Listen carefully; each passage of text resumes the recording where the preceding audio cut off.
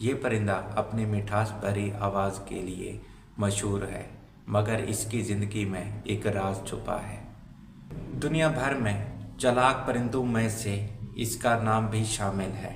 क्या आप जानते हैं कि ये परिंदा अपने बच्चों की परवरिश कैसे करवाता है और किस तरह करवाता है? एक माँ अपने बच्चों को दूसरों के हवाले करके खुद गुम हो जाती है।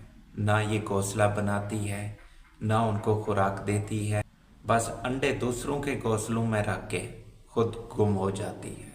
ये एक चालाक, खूबसूरत और हैरतनाक परिंदा है। कोयल परिंदे को तो सभी जानते हैं, लेकिन कोयल परिंदे की चालाकी को भी कोई जानता है? कोयल परिंदा अपना घोंसला तक नहीं बनाता। इसका जब अंडे देने का वक्त आता है तो ये दूसरे परिंदों के घोंसलों के करीब चली जाती है और उन पर नज़र रखती है। जब उन घोंसलों का मालिक कहीं और चला जाए खुराक की तलाश में या प्याज की तलाश में, वहाँ से वो जैसे नज़र हटाए तो ये उनके घोंसले में चली जाती है और उनके अंडे को या ये खा जाती है कोयल, या फिर उसको नीचे धकेल देती है। उसके बाद ये अपना अंडा वहाँ पे रख के फिर वहाँ से गुम हो जाती है। फिर अगले दिन भी यही करती है। इसी तरह उनके अंडे नीचे धकेल कर अपने अंडे उनके घोंसले में रख देती है।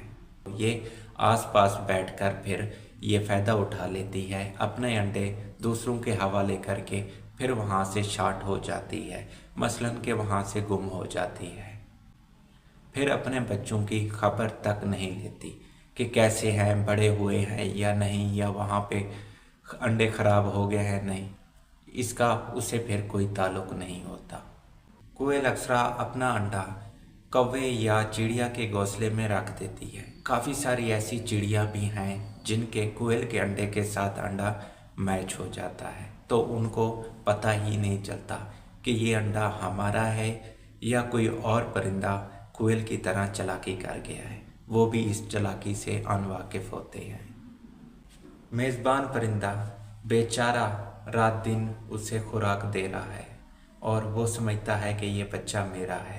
कोयल जब दूसरे परिंदों के घोंसलों में अंडे देकर जाती है, चुपचाप वहाँ से फिर उड़ जाती है, पलट कर दोबारा उस तरफ नहीं देखती और ना ही उस तरफ लौट के जाती है। वो यही समझती है कि मेरा काम हो गया है, तो फिर उसी तरफ उसका आना बिल्कुल ही नहीं होता।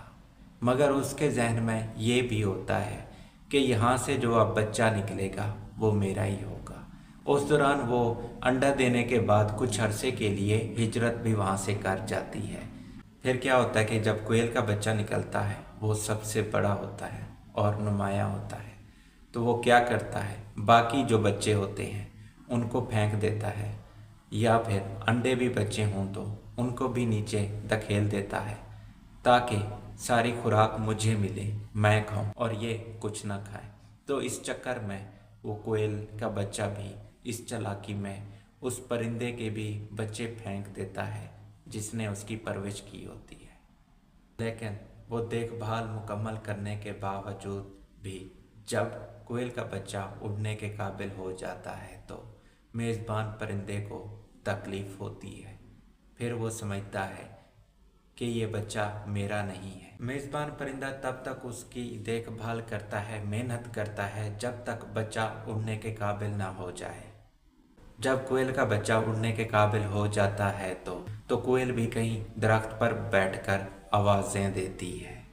कुदरत के इस चालाक खेल में हमें सीखने को ये मिलता है कि हर आवाज़, हर खूबसूरती के पीछे कोई ना कोई राज छुपा होता है।